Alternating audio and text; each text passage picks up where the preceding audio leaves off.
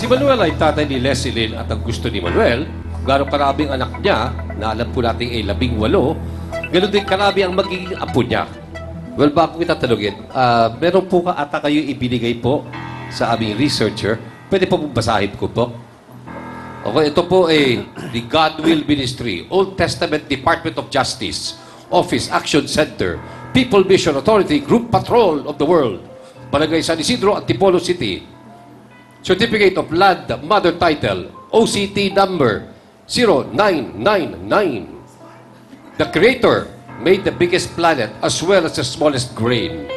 God made a land located of the eastern part of the Philippines and declared as the fifth Israel.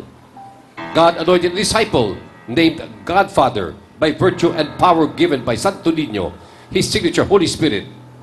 God said, my chosen Godfather and Judge of the world, named Manuel Montañez Sr., is in charge to monitor my will to the whole world. Very powerful. Oo.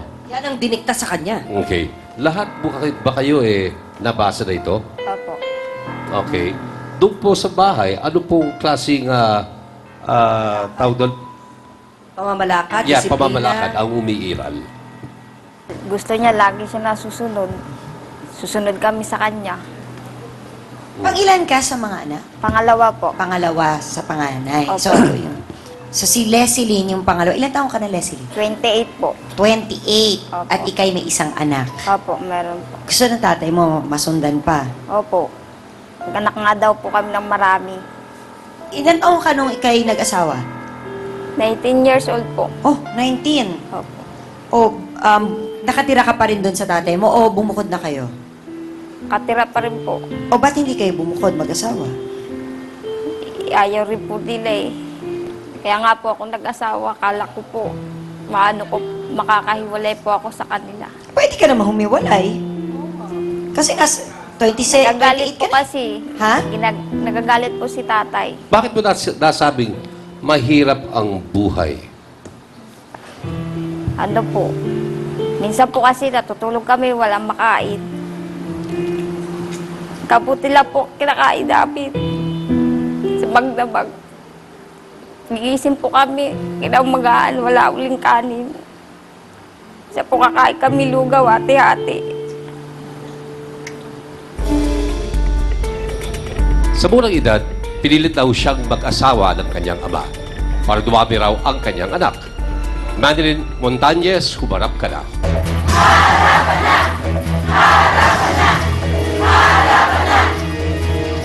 Magaganda po ang inyong anak, ang Manuel. Okay. Madeline, ilan po ka na? 20 po. 20. Kailan ka pa nag-asawa? 18 years old po. 18. Yung ba'y kagustuhan mo o pinilit ka lang? Pinilit lang din po. Pilit sila. Si Papa din po. Paano? Kasi po, gusto ko pa pong mag-aral. Para po, matupad ko po yung pangarap ko. Tapos po, hindi na po kaya. Kasi wala na po kaming pera. Ano sana ang pangarap mo kung nakapagtapos ka? Hindi po, nurse, stewardess po. So ngayon, sino yung siya ba pumili na magiging asawa mo rin? Parang ganun na rin po. Sino pinili niya? Israel po. Sino? Israel. Israel ang pangalan. Opo. Ano ba, kayo ba'y kasal? Matanong ko lang, kasal or kinakasama? Kinakasama lang po. Tapos ilan ang anak mo? Isa lang po. Isa. So, gaano katagal kayo nagligawan ni Israel? Ano po, 1 buwan lang. Isang buwan. Tapos, utos ni tatay, Kasama kayo. magsama na kayo, bigyan niyo ako ng anak. Ano yung kwento tungkol sa manok? Kasi kanina, kinukwento ni Leslie na yung lugaw, minsan kung di kamote, lugaw, tapos pagising sa umaga, walang almusal, buong buhay, ganun ang kinakain nyo. Opo. So ano yung first time ka bang nakatikim ng manok? First time po. Anong kwento tungkol dun sa fried chicken? Kanina po, dumaan po kami sa may, nag-drive-thru. Punta dito sa studio. Tapos, nung binigyan po kami ng pagkain, may hiluhin din po kami sa biyahe. Hindi po kami masyado nakakain ng maayos. Dito na po kami kumain. Paano yung first time mong kumain ng fried chicken? Ngayong Sa araw na take- ito, Sa drive-thru? 20 years old. Hindi nga. Kahit kailan di ka nakakain ng manok. Opo. So, ni minsan si mama o si papa hindi nakapagluto o hindi nagluto ng fried chicken para sa inyo. Hindi po.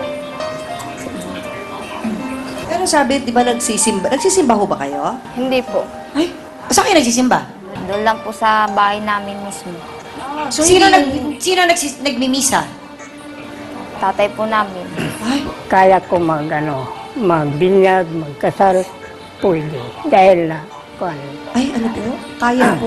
kung Kayo ano, po, kaya kung- niyong magbinyag. Kung ano ang binibindisyon ng mga pare, ay yun din ang Nagagawa sinabi ninyo. ng Diyos sa akin. Ay. Yun ang pambindisyon at pambinyag sa lahat na So, bindisyonan yun. so kayo rin po nagbendisyon at saka nagbinyag sa mga anak ninyo? Hindi. Ay, hindi naman. Hindi pa ako nagkuhan. Ay, hindi pa kayo nung Hindi pa ako. Pero alam ko, Matanong ko lang kayo, no, bago yung taong bayan, may galit ba kayo sa inyong tatay? Meron po. Ano yun? Yun nga po, yung... Siyempre po, bata pa po kami. Gusto niya pong sumunod po kami sa yapak nila. Dumami po ang anak. Ikaw, Leslie. Galit ko po sa kanila. Yun nga ho, yung... Simula bata kasi ako ang nag-ano sa mga kapatid ko eh. Opo. Parang naging ina ka ng masyadong bata. Opo. Taong bayan, kung anak kayo ni Mang Manuel, mag-aasawa rin ba kayo ng maaga dahil iniutos sa inyo ng inyong ama at para kayo magparamin? At naiiyak na siya. Ba't kayo naiinis siya? Naiinis na, kaya affected siya. Tay, kung ako yung anak nyo, ayoko na maging tatay ka. Kasi kami nga po tayo, 3 magkakapatid. Hindi kami nakatapos lahat ng college. Kung hindi kami nagsariling sikap, sila pa. Gusto mo ipamana rin sa mga anak mo na hindi makakain, hindi nakatikim ng kung ano man yung nakakain ngayon ng mga... Parang hindi sila normal eh. Parang abnormal sila. Sayang yung mga anak mo, ang gaganda. Ikaw rin, te. Maraming paraan para gusto mong mag-aral. Huwag kang kung ano sundin ng tatay. Pag sinabi ng tatay mo, oy anak, magpapakamatay ka? Diba? Ganun lang yon. Salamat, ate. O, taong bayan, round 2 na po tayo ha, ng ating botohan at ating tanong ay ito. Agree ba kayo sa pagkakaroon ng maraming anak? Press A kung agree, the more the merrier. At press B naman kung disagree. Dapat pinaplano ang pagpapamilya. Vote na taong bayan, A, agree, B, disagree.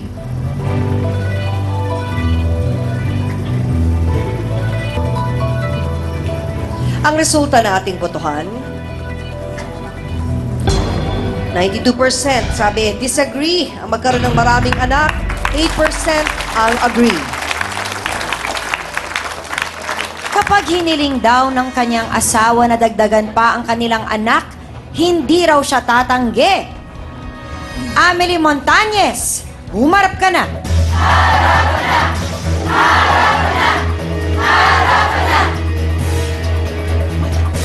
Aling Amelie, bakit po okay lang sa inyo na magkaroon pa ng anak kung hilingin ng asawa nyo? Eh, yun yung gusto ko eh. Gusto pa nga madagdagan eh. Kaya lang, hindi na ako mapili.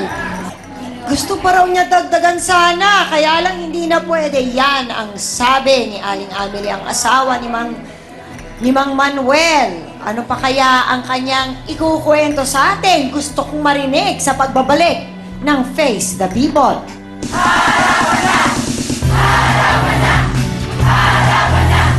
Buntis kayo taon-taon. Taon-taon nga ako buntis. Bakit po kayo pumapayag? Eh, wala akong magagawa kasi yun yung gusto niya. Isa pa, madilim sa amin, walang ilaw, malamig. Kaya, Pwede naman pong mag-akapan na lang.